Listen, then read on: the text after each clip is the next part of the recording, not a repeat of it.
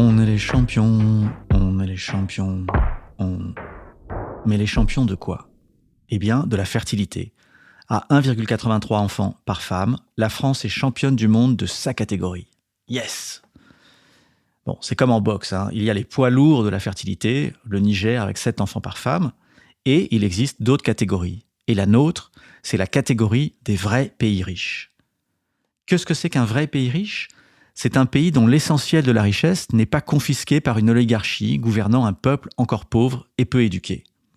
Un vrai pays riche, comme la France ou le Royaume-Uni, doit sa richesse à son ingéniosité, sa culture et son génie. Et aussi à la colonisation et à l'esclavage, bon, c'est vrai. Bon, j'avance. Parmi ces pays, la France, avec une fertilité de 1,83, je l'ai déjà dit, en 2021, est championne. Presque. Sur la planète entière, il n'existe qu'un seul pays réellement riche où l'on fait près de 3 enfants par femme. Allez, je vous laisse deviner. Non, c'est pas ça. Bon, je vous donne un indice.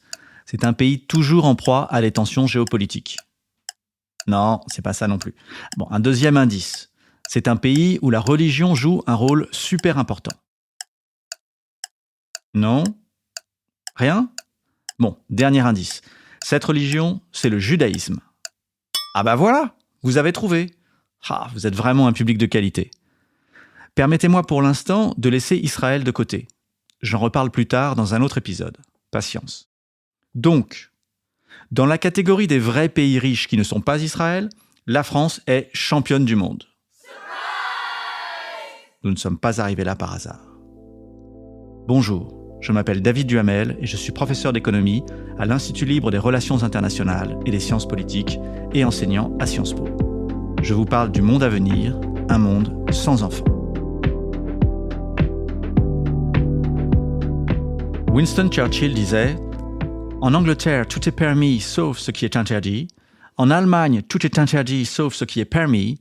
Et en France, tout est permis, même ce qui est interdit. » C'est cet amour de la liberté, ce goût de la désobéissance qui explique, à mon sens, le succès français en matière de fertilité. 1789.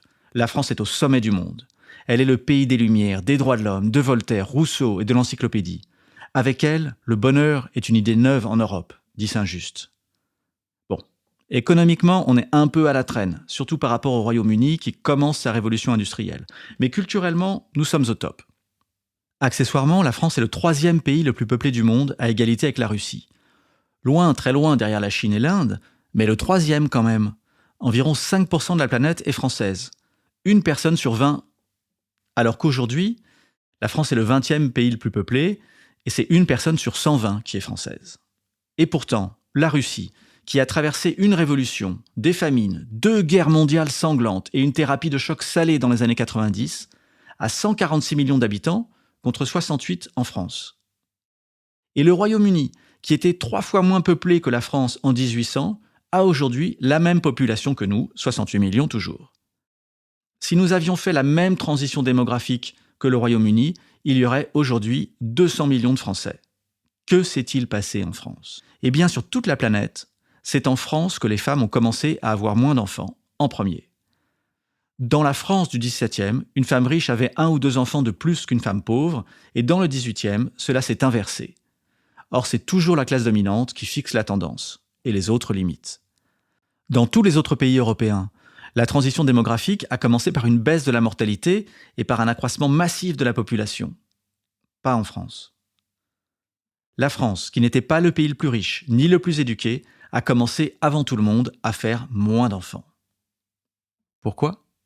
En un mot, enfin en plusieurs, les lumières de l'esprit et de la raison brillèrent d'abord et plus fort en France, ce qui a eu une influence directe sur le nombre d'enfants par femme.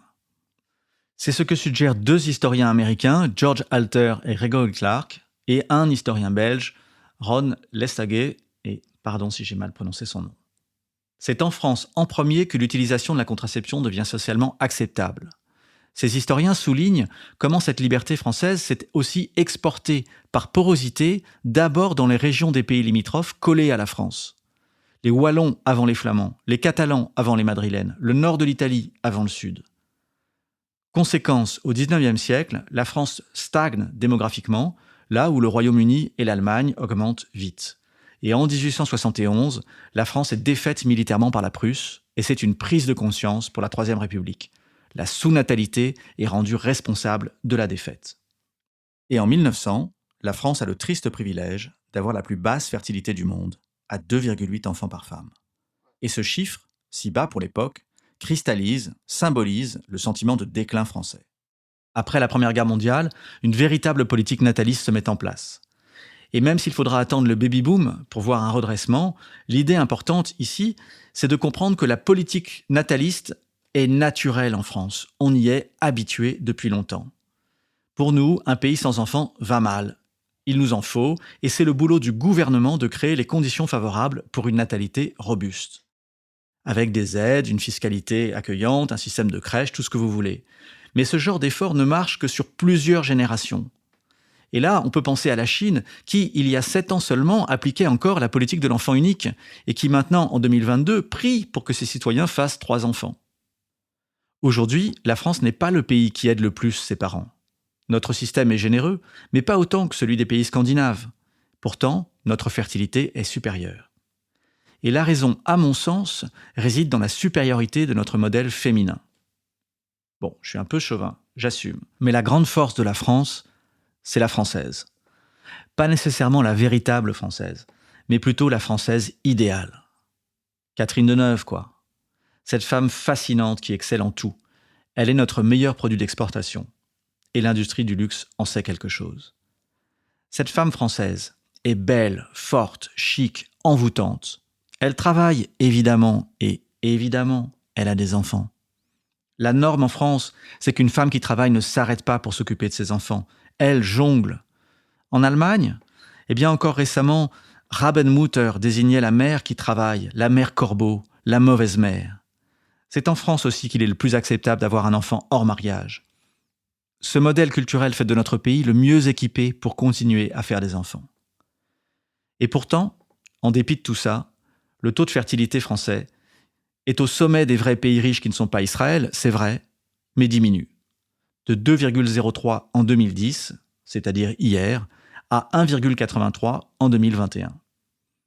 Et en 2016, l'INSEE publia des projections avec 3 scénarios de population, un optimiste, un moyen, un pessimiste.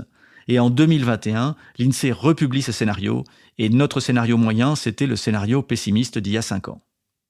La France n'est plus exceptionnelle. Alors que peut-on faire ? Vous connaissez sans doute l'adage « quand je me regarde, je me déprime, quand je me compare, je me rassure ». On va faire ça.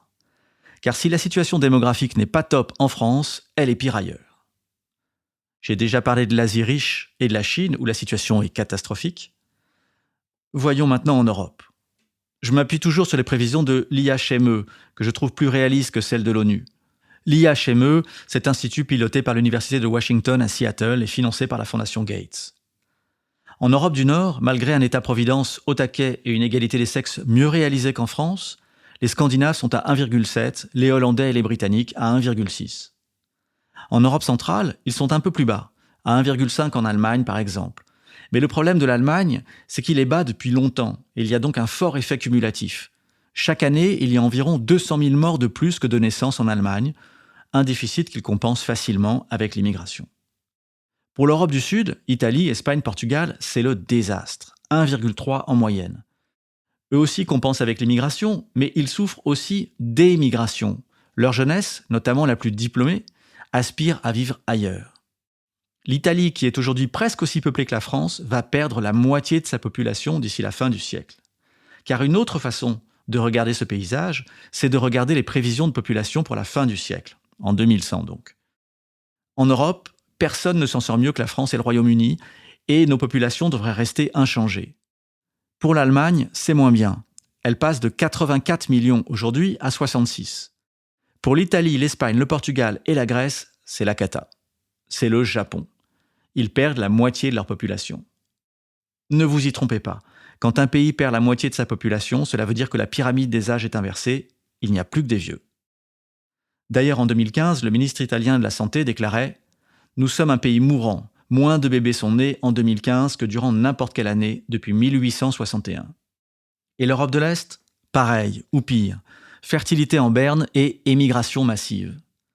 Selon l'IHME toujours, si la population de l'Europe de l'Ouest va diminuer de 14%, celle de l'Europe centrale et de l'Est baissera environ de moitié. La Bulgarie vit le scénario du pire, un peu comme un preview de ce qui attend le reste de l'Europe du Sud et de l'Est. Pour comprendre ce qui arrive à la Bulgarie, il faut se mettre à la place d'un homme qui sauterait dans une rivière glacée. Ce qui lui arrive alors à l'entrejambe, c'est ce qui arrive à la Bulgarie. Un rétrécissement dramatique. De 9 à 7 millions depuis la chute du mur. Une baisse, il est vrai, due aux 2/3 par l'immigration. Mais l'immigration, ce sont des jeunes qui partent et qui font leurs enfants ailleurs, et donc pas en Bulgarie. Et même pendant ce temps de déclin, les grandes villes bulgares ont continué à croître. C'est la campagne qui a perdu déjà 60% de sa population par rapport au milieu du XXe siècle. Le milieu rural, en 2022, est déjà dans un cercle vicieux, une spirale du vide. Pas assez d'enfants, donc pas d'école, donc pas de jeunes qui s'installent, moins de services, des bases fiscales qui se fanent sur place, plus les moyens de maintenir des infrastructures de transport ou de santé. Aucune raison de s'installer là-bas. C'est la désertification. Ce scénario catastrophe a lieu en Bulgarie. Mais l'Allemagne de l'Est, où 2000 écoles ont fermé depuis 1990, n'est pas épargnée. Pas plus que la Russie, où 20 000 villages ont été abandonnés, et 36 000 autres ont moins de 10 habitants. Et en Italie, il est possible d'acheter des maisons à 1 euro si on s'engage à y rester et à les rénover. Et même ces engagements ont été abandonnés dans la ville de Bisaccia en Campanie. Juste 1 euro la maison. En Allemagne de l'Est, c'est le village d'Alvine, tout entier, qui a été vendu pour 140 000 euros en 2017. Le prix d'un petit 2 pièces en banlieue de Berlin, 80 km au nord d'Alvine. Ce qui arrive déjà dans plein d'endroits en Europe va arriver partout, plus vite et plus fort. On le mesure aussi au retour de la faune sauvage en Europe. Plus de 20 000 loups s'y baladent. C'est pareil pour les ours, les biches, les bisons. La forêt reprend ses droits, et ce n'est que le début. Pour résumer, l'Europe est dans une situation précaire avec d'importantes différences selon les régions. De ce groupe hétérogène, la France est championne.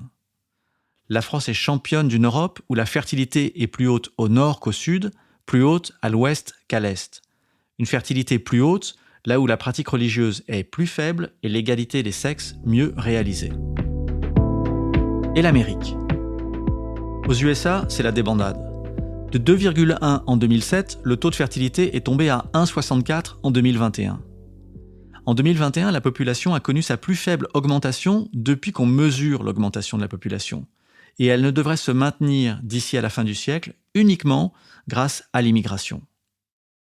L'explication de la baisse de la fertilité américaine est la même qu'ailleurs. Même si 2 chercheurs, Jordan Nickerson du MIT et David Solomon de Boston College, blâment les sièges bébés pour voitures. À leurs yeux, dès qu'il est devenu obligatoire de les utiliser, les voitures ne pouvant en accueillir que 2, les familles s'ajustèrent. En tous les cas, aux USA, les blancs non hispaniques vivent comme au Japon. Ils ont la même fertilité. Au Canada, on tombe à 1,4. Pour la petite histoire, elle est à 1,5 au Québec. Cocorico! Bon, c'est pas un cocorico français, c'est un cocorico francophone. Le Mexique, lui, est moins avancé dans son développement, il est pourtant passé sous le seuil de remplacement juste avant la pandémie. Ce qui unit l'Europe et l'Amérique dans cette histoire est l'importance que jouera l'immigration dans leur futur. Et ça, c'est une variable d'ajustement qui n'existe pas en Asie. On en reparle bientôt. Et en attendant, soyons fiers d'être le champion des vrais pays riches qui ne sont pas Israël. Ce 1,83 enfants par femme. Il dit autrement ce que disait Churchill. En France, tout est permis, même ce qui est interdit. Permis d'avoir des enfants sans se marier, permis d'être une mère qui travaille, et ça, c'est grâce à Catherine Deneuve. Voilà, c'est la fin de cet épisode d'Un monde sans enfants consacré à la France. Continuez à me suivre dans cette passionnante histoire d'un monde sans enfants. Abonnez-vous, likez, partagez, mettez des étoiles. Ça aide toujours et on se retrouve dans le prochain épisode. Et si cela ne vous a pas plu, partagez-le quand même, mais avec des gens que vous n'aimez pas.